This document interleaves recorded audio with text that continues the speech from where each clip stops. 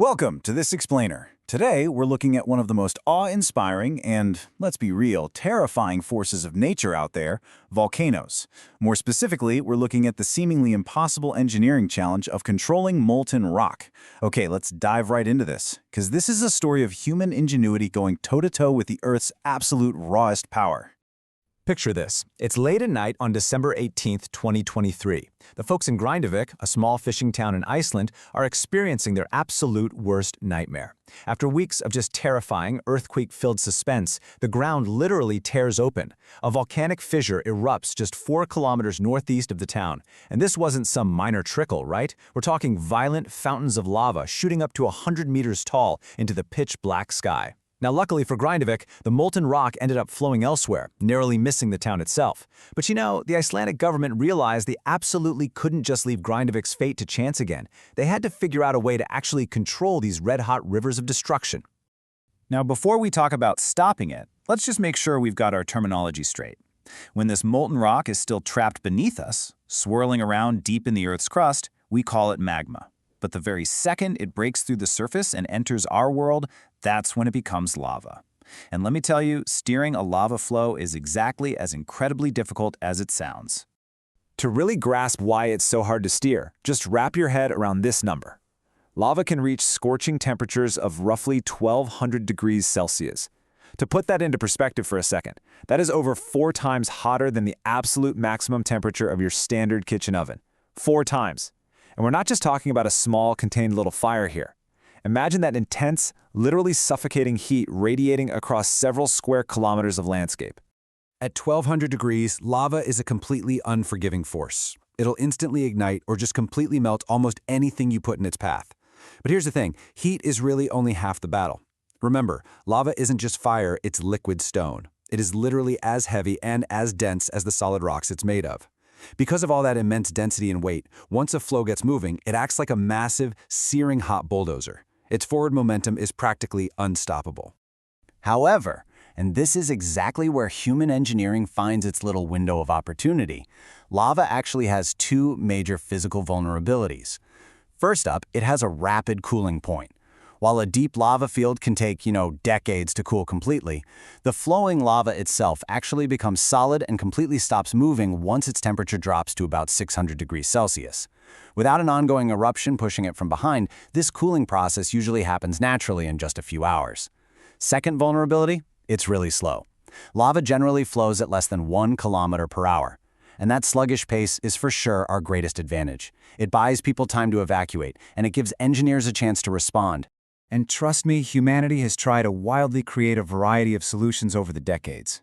Let's move to 1960 and see how this builds across modern history. We're going to take a quick journey from a pretty explosive attempt in Hawaii back in 1935 to a watery battle in Iceland in 73, over to massive earthworks in Italy in 83, and finally, bring it right back to Iceland in 2023. Part 1. 1935. Fighting lava with bombs. Okay, so this has got to be one of the most uniquely ambitious strategies ever. Back in 1935, the mighty Mauna Loa volcano in Hawaii erupted, and it was seriously threatening the town of Hilo. Thomas Jagger, the first director of the Hawaii Volcano Observatory, actually convinced the U.S. Army Air Corps to fly over the active flow and drop 20 bombs directly onto the lava. The theory was that the explosions would disrupt the flow, disperse the heat, and just stop it in its tracks. And believe it or not, 6 days after this intense military operation, the lava actually did stop. Naturally, Jagger and the Air Force threw their hands up and declared the bombing mission a massive success. But as you can probably guess, modern science tells a slightly different story. Today, experts look back at that 1935 mission and consider the timing to be pretty much a lucky coincidence. See, because lava flows dynamically, kind of like a very thick liquid, dropping explosives into it doesn't really alter its overall momentum. Experts now know those bombs merely displaced the lava for a second.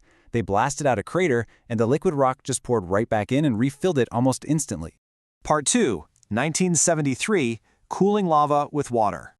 So if bombing the lava doesn't work, what if we try to just freeze it in its tracks? Jump to 1973, where Icelandic engineers swapped out explosives for the brute force of the open ocean. The stakes here were just astronomical. The Eldfell volcano erupted, and a relentless stream of lava started inching its way directly toward the Heimaey harbor. And this wasn't some quick overnight event. This was a grueling, 6-month-long continuous eruption. The government kicked off this desperate, highly coordinated effort. At the peak of the crisis, 75 people were out there working around the clock in these brutal shifts. They were physically aiming hoses day and night, spraying down the advancing lava for a full day at a time, desperately trying to force the temperature down to that magical 600 degrees solidifying point. But remember, lava has incredibly low heat conductivity.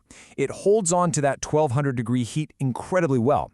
So to cool it down, a standard fire hose just isn't going to cut it.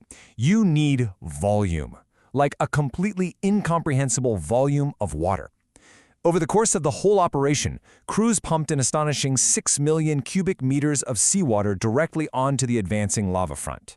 And this brilliantly illustrates the sheer scale of what humanity was up against. 6 million cubic meters? That is enough water to fill 2,400 Olympic-sized swimming pools, literally pumping an ocean's worth of water onto a lava flow, and amazingly, it worked. This unbelievable effort cooled the flow just enough to stall it, and they saved the harbor. But yeah, there's a massive catch here. This method is incredibly resource-heavy, and obviously, it's only ever going to work if you have immediate access to a limitless supply of water, like the ocean. Part 3. 1983 and beyond, diverting with massive barriers. For any place located further inland, playing giant-scale firefighter just isn't an option.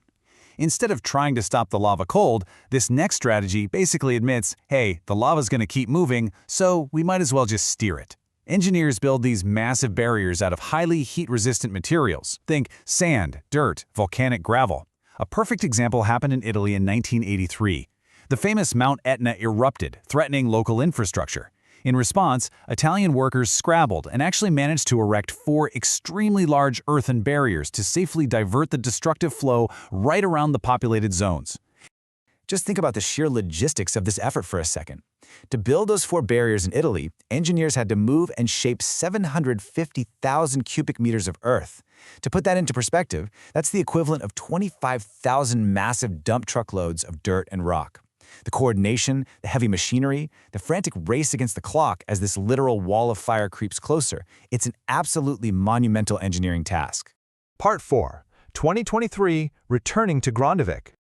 Which brings our timeline perfectly up to date, taking us right back to the town we talked about at the start of this explainer, Grindavik. Having learned from Italy, and honestly from their own past experiences, the people of Grindavik took this earthen barrier approach to a whole new level.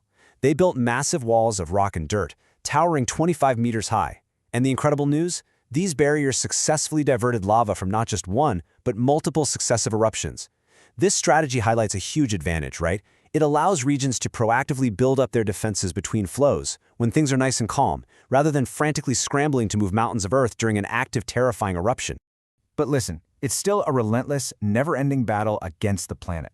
Because lava leaves behind dense, solid rock as it cools down, the diverted lava actually raises the natural ground level as it flows through those diversion channels. So because the floor gets higher, humanity literally has to respond by building the wall higher. These massive 25-meter barriers had to be built up higher and higher between each individual eruption just to keep them effective. It's wild. Part 5. The future of prediction. Building these gigantic walls takes time, it takes money, and it requires incredible planning. To truly protect communities, engineers need to know exactly where to put them in the first place. So today, volcanologists are working around the clock. They're crunching seismic data, analyzing gas emissions, monitoring ground deformation, all to master 3 incredibly difficult scientific hurdles. First, predicting exactly where a lava flow will emerge before the ground even splits.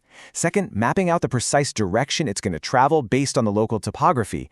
And third, calculating exactly how much volume of lava a specific eruption is actually going to produce. Once scientists can accurately figure those 3 things out, engineers can place their barriers with pinpoint accuracy to protect those at-risk communities. Which leaves us with this final, truly fascinating thought. As we get better at moving mountains of dirt and predicting the very heartbeat of the planet, we have to ask ourselves, will we ever truly tame the Earth's fiery core? Or are we just brilliantly engineering new ways to buy ourselves time against these awe-inspiring eruptions? Thank you so much for joining me on this explainer. I really hope this deep dive sparked your curiosity about the incredible, unstoppable forces shaping the world right beneath our feet. Keep questioning, keep learning, and I'll catch you on the next one.